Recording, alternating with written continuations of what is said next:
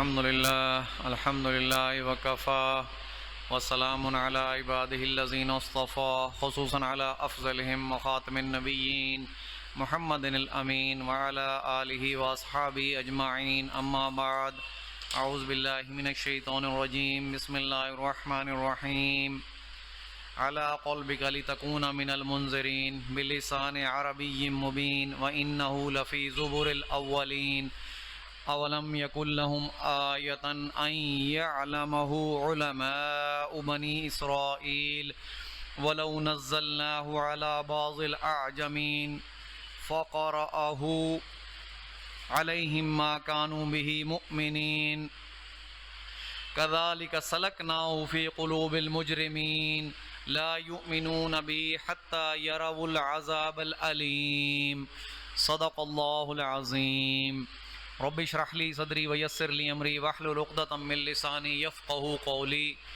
اللهم ربنا الهمنا رشدنا وعذنا من شرور انفسنا اللهم ارنا الحق حقا وارزقنا اتباعه وارنا الباطل باطلا وارزقنا اجتنابه آمین یا رب العالمین۔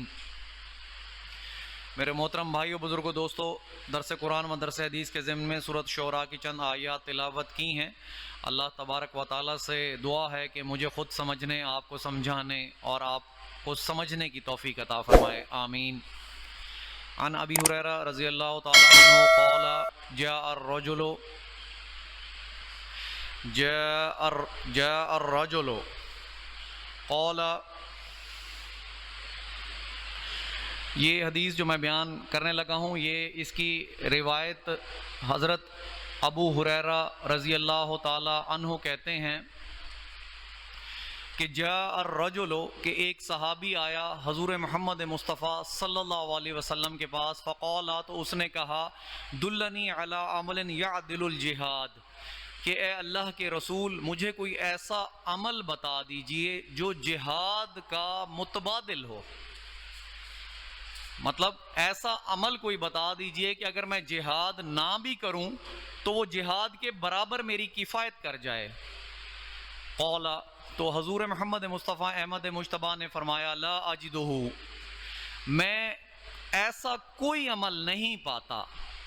قال، پھر آپ نے فرمایا، تستطیع اذ خرج المجاہد، کہ کیا تو اس کی استطاعت رکھتا ہے کہ جب ایک مجاہد اپنے گھر سے نکلے، ان تدخل مسجد کا، کہ تو مسجد میں داخل ہو جائے، فتقوم ولا تفتر، اور تو قیام کرے اور مستقل قیام کرتا رہے اور قیام میں وقفہ نہ کرے، وتصوم ولا تفتر، اور تو روزہ رکھے اور افطار نہ کرے۔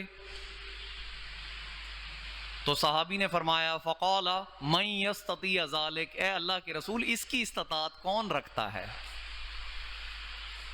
تو یہ پوری حدیث پاک جہاد کی اہمیت اور فضیلت کے بارے میں ہے۔ اب اسے سمجھنے کی ضرورت یہ ہے کہ صحابی رسول سوال کس سے کر رہے ہیں؟ محمد رسول اللہ صلی اللہ علیہ وسلم سے، کہ اللہ کے رسول مجھے کوئی ایسا عمل بتا دیجئے جو کہ جہاد کا متبادل ہو جائے، اگر میں جہاد میں نہ جا سکوں تو میری کفایت کر جائے۔ تو آپ نے جو مثال بیان کی وہ تقریباً ناممکنات میں سے ہے۔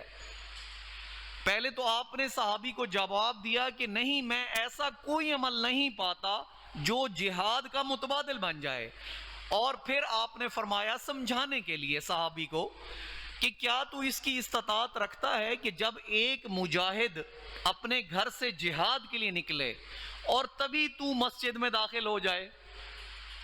ادھر سے مجاہد جہاد کے لیے نکلا اور ادھر سے تو مسجد میں داخل ہو گیا، اور مسجد میں تو نے قیام کیا اور اس قیام میں وقفہ نہ کیا۔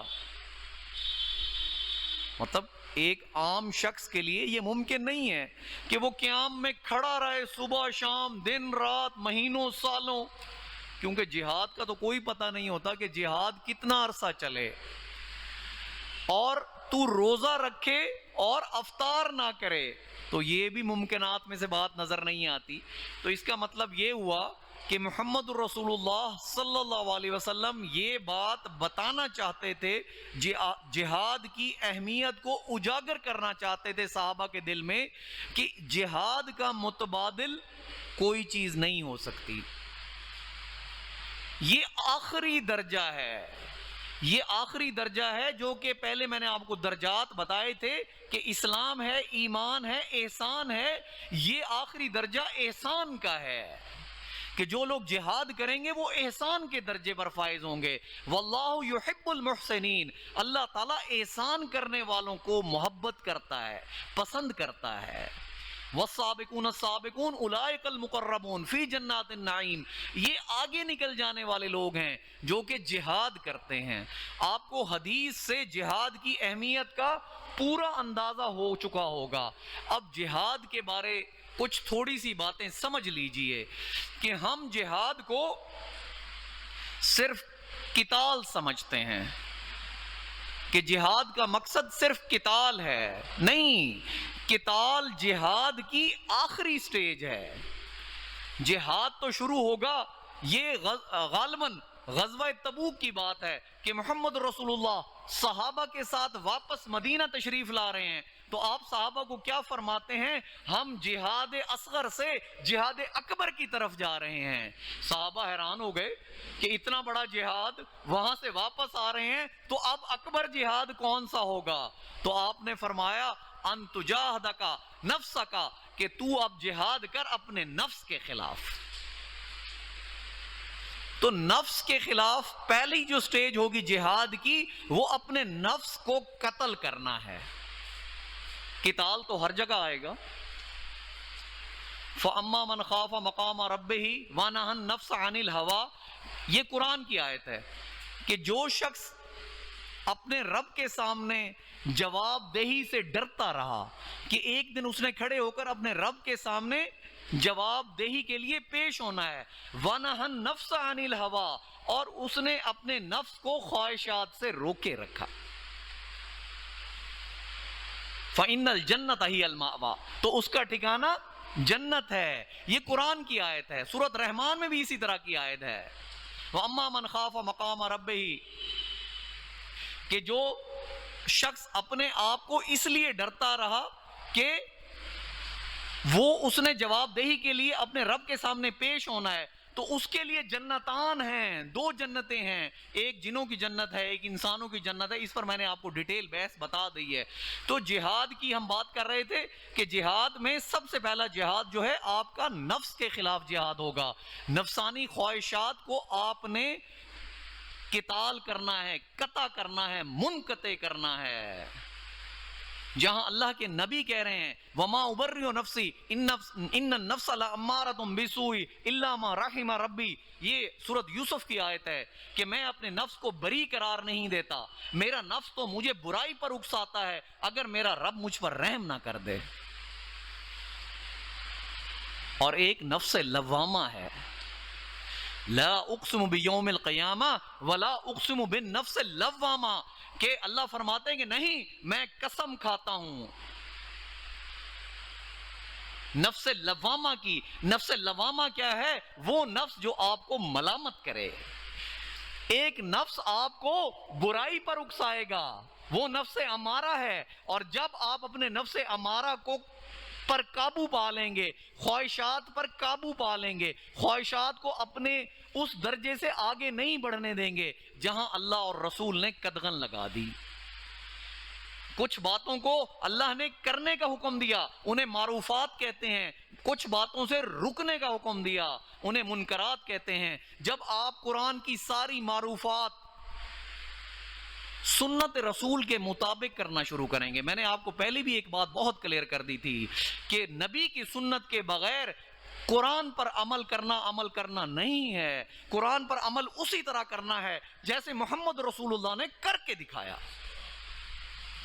تو معروفات اس طرح کرنی ہے جیسے محمد رسول اللہ نے کر کے دکھائیں، اور منکرات سے ویسے رکنا ہے جیسے آپ نے روک کر دکھایا صحابہ کو۔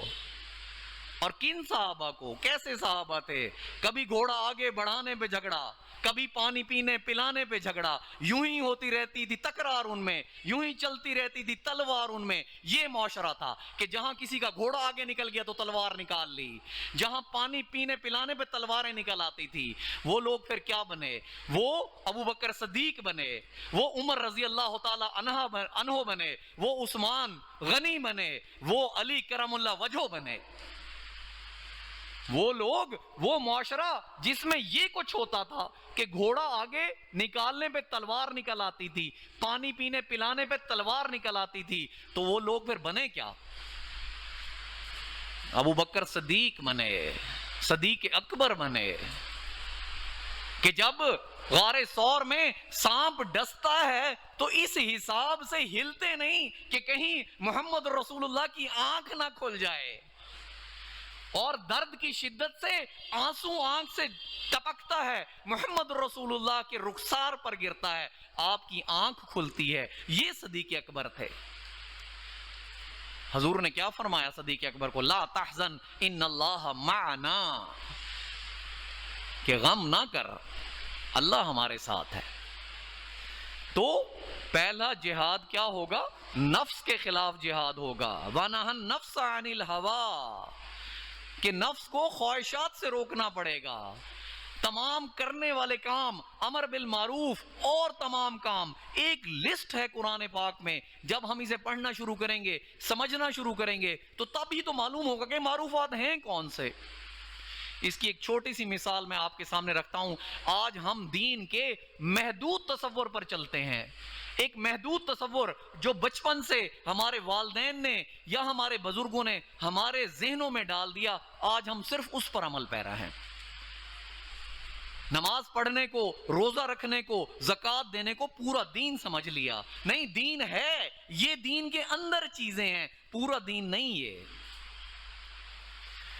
ڈاکٹر صاحب ایک مثال دیا کرتے تھے کہ ایک آپ نے ملازم رکھا، اسے 10 کام بتا دیے، 10 کام بتا دیے کہ تو نے یہ 10 کام کرنے ہیں، وہ 4 کام بھول گیا اور 6 کام انتہائی خلوص سے کرتا رہا۔ کچھ عرصے بعد آپ کا چکر لگا، آپ نے کہا ہاں بھائی پروگریس رپورٹ دو، تمہیں 10 کام بتائے تھے، 10 کام کی پروگریس دو۔ اس نے کہا 4 تو میں بھول ہی گیا تھا۔ تو آپ کا کیا ریئیکشن ہوگا؟ کیا ایسا ملازم آپ کو اچھا لگے گا؟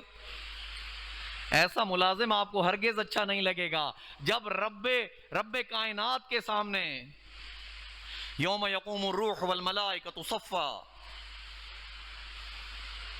اس دن جب صفیں باندھے کھڑے ہوں گے فرشتے، اور اللہ کا عرش فرشتوں نے اٹھایا ہوگا، وَيَحْمِلُ عَرْشَ رَبِّكَ فَوْقَهُمْ يَوْمَئِذٍ ثَمَانِيَةٌ، 8 فرشتوں نے اللہ کے عرش کو اٹھایا ہوگا۔ یومئذ تعرضون لا تخفى منکم خافیہ، اور اس دن کوئی، تم چلے آؤ گے، کوئی چیز تم چھپا نہیں سکو گے۔ یہ اس دن کی واقعہ ہے جب اللہ تعالیٰ پوچھیں گے کہ وہ 10 کام جو تمہارے ذمہ لگائے تھے، محمد رسول اللہ نے کر کے دکھائے تھے، کیا وہ 10 کے 10 کام آج پورے کر کے لائے ہو؟ تو ہم کیا کہیں گے؟ یا رب ہمیں 5 تو بھول گئے، 5 کر کے لائے ہیں۔ تو آپ کا کیا خیال ہے کہ ہماری بخشش ہو سکتی ہے؟ پھر کبھی نہیں ہو سکتی۔ آپ کو بارہا میں آیت سناتا ہوں، ادخلوا فی السلم کافہ، اسلام میں پورے کے پورے داخل ہو جاؤ۔ کچھ چیزوں پر اکتفا نہ کرنا، سر سے پاؤں تک کی زندگی قرآن کے مطابق، سنت رسول کے مطابق، محمد رسول اللہ صلی اللہ علیہ وسلم کے اسوہ کے مطابق گزارنی ہے۔ تو پہلا جہاد کیا ہوا؟ نفس کا جہاد، کہ پہلے تو اپنے 6 فٹ کے وجود پر اسلام کو لاگو کر۔ تقریریں تو بڑی کرتا ہے، کرسیوں پر بیٹھ کر، ممبروں پر بیٹھ کر تقریریں تو کرتا ہے، لیکن پہلے اس اسلام کو، اس قرآن کو اپنے 6 فٹ کے وجود پر لاگو کر، کہ تیرا کوئی عمل شریعت کے خلاف نہیں ہونا چاہیے، تیری آنکھ شریعت کے مطابق اٹھے، شریعت کے خلاف نہ اٹھے، تیری زبان شریعت کے مطابق چلے، تیرا ہاتھ شریعت کے مطابق چلے، تیرے پاؤں کا قدم شریعت کے مطابق چلے۔ یہ نفس کا جہاد ہے، کیونکہ پہلے آپ نے اپنے تمام منکرات اپنے اندر سے نکالنے ہیں. پہلے اپنے اندر سے نکالو گے تو لوگوں کو بتاؤ گے نا.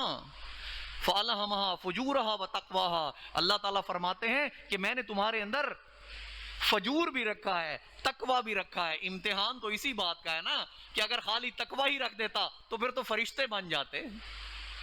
اگر مسجود ملائک بنایا ہے تو امتحان کی وجہ سے بنایا ہے کہ تمہارے اندر فجور بھی ہے, تقوی بھی ہے, تو اس فجور کو ختم کرنا ہے, تقوی کو بلند کرنا ہے, روح کو ترفع دینا ہے, اللہ سے رابطہ قائم کرنا ہے. یہ نفس کا جہاد ہے. پہلے نفس کا جہاد کرو گے, پورے کے پورا اسلام اپنے 6 فٹ کے وجود پر لاگو کرو گے, پھر میں نے بتایا تھا اپنے گھر والوں کو, پھر اپنے محلے, اپنے معاشرے تمام کو امر بالمعروف و نہی عن المنکر. یہ بھی جہاد ہے. جہاں اللہ کا دین مغلوب ہو وہاں اللہ کے دین کو غالب کرنا جہاد ہے. جہاد صرف قتال کا نام نہیں, قتال آخری سٹیج ہے. پہلے اللہ کا دین مغلوب ہے, اس کے لیے آپ جو بھی کوشش کریں گے وہ جہاد کے زمرے میں آئے گی. ان انس رضی اللہ تعالیٰ عنہ قال قال رسول اللہ صلی اللہ علیہ وسلم جاہد المشرکون باموالکم وانفسکم والسنتکم. حضرت انس رضی اللہ تعالیٰ عنہ روایت کرتے ہیں کہ فرمایا محمد رسول اللہ نے کہ مشرکین سے جہاد کرو. کس چیز سے؟ اپنے مالوں سے, اپنی جانوں سے, اپنی زبانوں سے. تو ہر چیز آپ کی اہم ہے.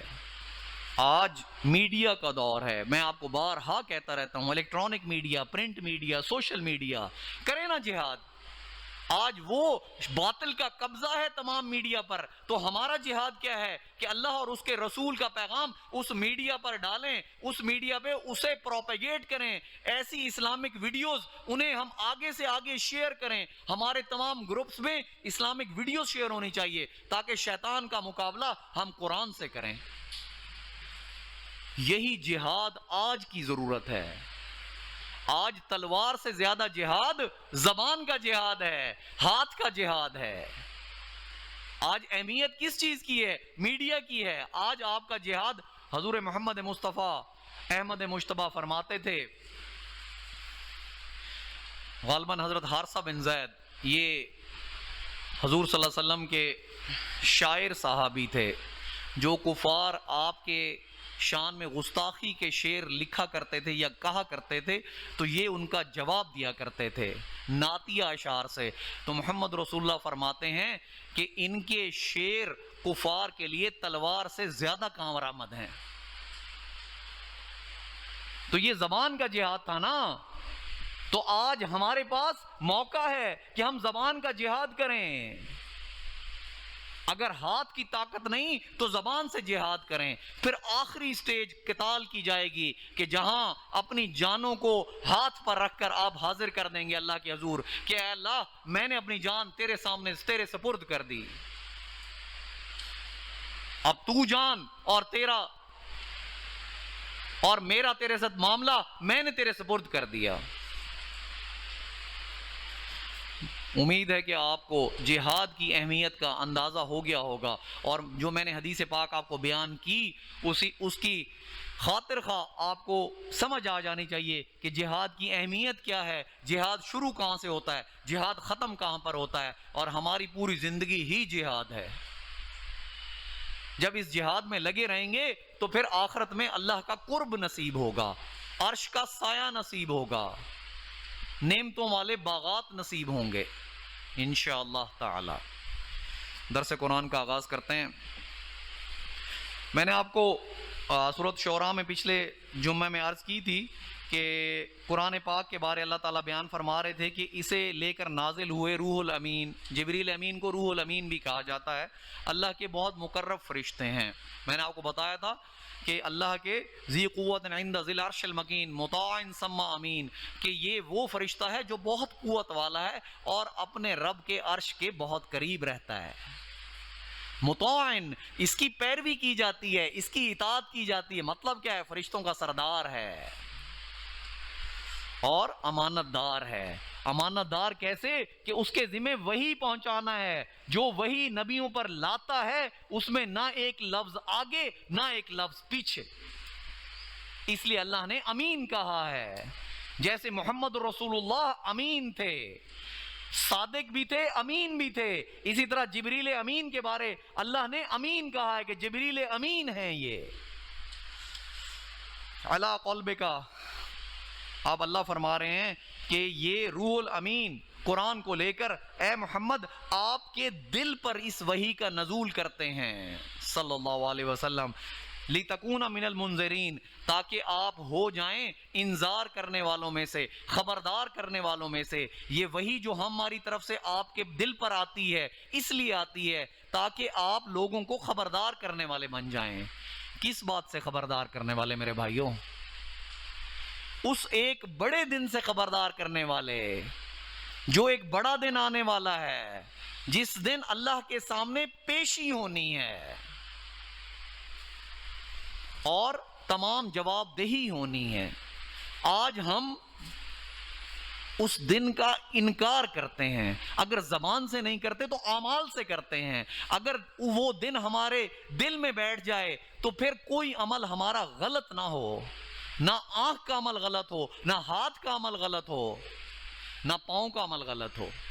پھر ہر عمل درست ہوگا اگر اس دن کا یقین بیٹھ جائے گا. اللہ تعالیٰ قرآن پاک میں فرماتے ہیں أَرَأَيْتَ الَّذِي يُكَذِّبُ بِالدِّينِ فَذَلِكَ الَّذِي يَدُعُّ الْيَتِيمَ وَلَا يَحُضُّ عَلَى طَعَامِ الْمِسْكِينِ فَوَيْلٌ لِّلْمُصَلِّينَ الَّذِينَ هُمْ عَنْ صَلَاتِهِمْ سَاهُونَ الَّذِينَ يُرَاءُونَ وَيَمْنَعُونَ الْمَاعُونَ. یہ کیا ہے؟ یہ اس دن کا انکار کرنے والوں کی کنڈیشن اللہ نے بتائی نا، کہ کیا تو نے دیکھا جو کہ یوم الدین، دین کیا ہے؟ فیصلے کا دن. دین راستے کو بھی کہتے ہیں، دین فیصلے کے دن کو بھی کہتے ہیں. کیا تو نے دیکھا جو فیصلے کے دن کا انکار کرتا ہے وہ کیوں جب وہ انکار کرتا ہے تو اس کے اندر پھر کیا کیا خصوصیات پیدا ہو جاتی ہیں؟ أَرَأَيْتَ الَّذِي يُكَذِّبُ بِالدِّينِ فَذَلِكَ الَّذِي يَدُعُّ الْيَتِيمَ، وہ یتیموں کو دھکے دیتا ہے. وَلَا يَحُضُّ عَلَى طَعَامِ الْمِسْكِينِ، اور مسکینوں کو کھانا کھلانے سے روکتا ہے. اور نماز میں غفلت کرتا ہے. سوچتے جاؤ، آج گریبانوں میں جھانکتے جاؤ، برتنے کی چیزوں کو لوگوں کو نہیں دیتا. آج اگر یہ خصوصیات ہمارے اندر موجود ہیں تو ہم بھی اس دین کو جھٹلانے والے ہیں.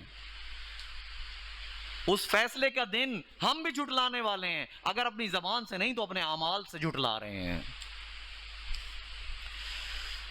تو اللہ تعالیٰ فرماتے ہیں کہ یہ قرآن میں نے نازل کیا محمد رسول اللہ کے دل پر، اور اسے لے کر نازل ہوئے جبریل امین تاکہ آپ ہو جائیں خبردار کرنے والوں میں.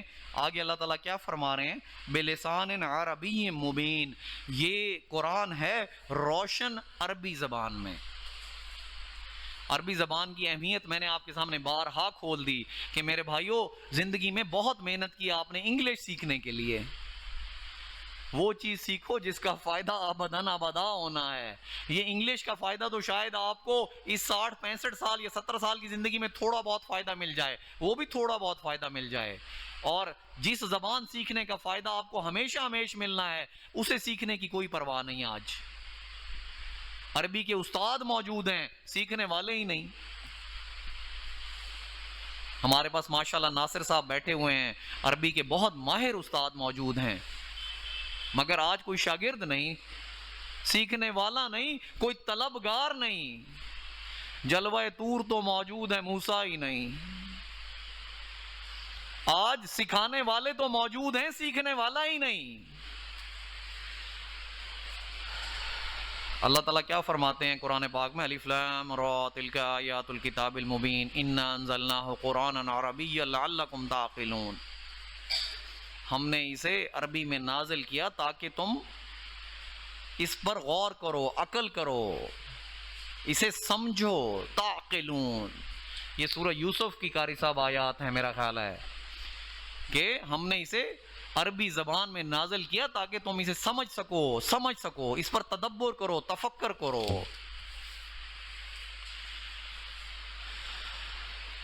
اور اللہ تعالیٰ آگے کیا فرما رہے ہیں؟ وَإِنَّهُ لَفِي زُبُرِ الْأَوَّلِينَ، اور بے شک اس قرآن کی باتیں تو پہلے صحیفوں میں بھی موجود ہیں. مطلب قرآن سے پہلے جو مستند پہلے صحیفے تھے وہ کون کون سے تھے؟ وہ تورات ہے، وہ زبور ہے، وہ انجیل ہے. تو اللہ فرما رہے ہیں کہ قرآن کی تمام یہ باتیں، اس آیت کا مقصد علماء کرام نے بتایا کہ یہ اس آیت کا مقصد یہ ہے کہ قرآن کی پیش گوئیاں، پیشین گوئیاں کہنا چاہیے بلکہ اسے، کہ قرآن کے بارے پیشین گوئیاں ان کتابوں میں بھی موجود ہیں۔ اور دوسرا علماء کرام نے اس آیت کا تفسیر اور ترجمہ یہ کیا کہ ان تمام کتابوں کے بنیادی مضامین اور قرآن کے بنیادی مضامین ایک ہی جیسے ہیں۔ یہ قرآن ان تمام کتابوں کا تکمیلی ایڈیشن ہے، یہ تکمیل، الیوم اکملت لکم دینکم واتممت لکم نعمتی، یہ مکمل کتاب ہے، یہ آخری کتاب ہے، یہاں ٹھپا لگ گیا۔ ان کتابوں کا تکمیلی ایڈیشن ہے یہ، مطلب قرآن کے مضامین اور ان کتابوں کے مضامین ایک ہی جیسے ہیں، معمولی سا شریعتوں میں کہیں کہیں تھوڑا سا فرق ہے، نہیں تو تمام مضامین ایک ہی جیسے ہیں۔ یہی بات اللہ نے یہاں فرمائی کہ وَإِنَّهُ لَفِي زُبُرِ الْأَوَّلِينَ، کہ اس کا ذکر تو پچھلے صحیفوں میں بھی ہے، یا اس کی پیشین گوئیاں پچھلے صحیفوں میں بھی موجود ہیں۔ اولم یکن لہم آیۃ ان یعلمہ علماء بنی اسرائیل، تو اللہ تعالیٰ فرما رہے ہیں کہ کیا یہ ان کے لیے نشانی نہیں کہ اسے جانتے ہیں بنی اسرائیل کے علماء بھی؟ اللہ تعالیٰ فرماتے تھے کہ یہود کے علماء اسے ایسے جانتے ہیں قرآن کو، یہ بھی قرآن کی آیت ہے، قرآن کو ایسے جانتے ہیں جیسے اپنے بیٹوں کو جانتے ہوں، لیکن وہ اپنی سرکشی، ضد، ہٹ درمی، چودراہٹ کی وجہ سے صرف قرآن کا انکار کرتے تھے، جانتے قرآن کو وہ ایسے ہی تھے جیسے وہ اپنے بیٹوں کو جانتے تھے۔ تو اللہ تعالیٰ فرما رہے ہیں کہ کیا یہ ان کے لیے نشانی نہیں کہ اسے جانتے ہیں بنی اسرائیل کے علماء بھی۔ وَلَوْ نَزَّلْنَاهُ عَلَى بَعْضِ الْأَعْجَمِينَ، اور اللہ فرما رہے ہیں کہ اگر ہم اسے نازل کر دیتے کسی اجمی پر، اجمی کون؟ جو عربی نہ جانتا ہو، جیسے ہم عربی نہیں جانتے، ہم اجمی ہیں، اگر اللہ فرماتے ہیں کہ اس قرآن کو ہم نازل کر دیتے کسی اجمی پر، فَقَرَأَهُ عَلَيْهِمْ مَا كَانُوا بِهِ مُؤْمِنِينَ، اور وہ اسے قرأت کرتا، پڑھ کر سناتا ان کو، یہ پھر بھی ایمان لانے والے نہیں تھے۔ کسی اجمی کا عربی میں شستہ قرآن پڑھ کر سنانا تو ایک معجزہ ہوتا نا، محمد رسول اللہ صلی اللہ علیہ وسلم تو خود عربی تھے نا، بلکہ عربیوں کے سردار تھے۔ اور اللہ فرما رہے ہیں کہ اگر ہم کسی اجمی پر یہ قرآن نازل کر دیتے اور وہ ان کفار کو پڑھ کر سناتا تو تب بھی یہ ایمان لانے والے نہیں تھے۔ یہ تو ایک کھلا معجزہ ہو جاتا نا کہ اجمی عربی بولتا اور عربی میں اس شستہ قرآن کو سناتا، تب بھی یہ ایمان لانے والے نہیں تھے۔ وقت ختم ہو چکا ہے، اب مسجد کے کچھ قوانین کے مطابق درس کوشش کیا کریں گے ہم کہ جلدی شروع کریں اور 1:30 بجے تک یا 1:35 تک درس کا اختتام ہو جایا کرے تاکہ وقت پر نماز شروع ہو سکے۔ وآخر دعوانا ان الحمدللہ رب العالمین۔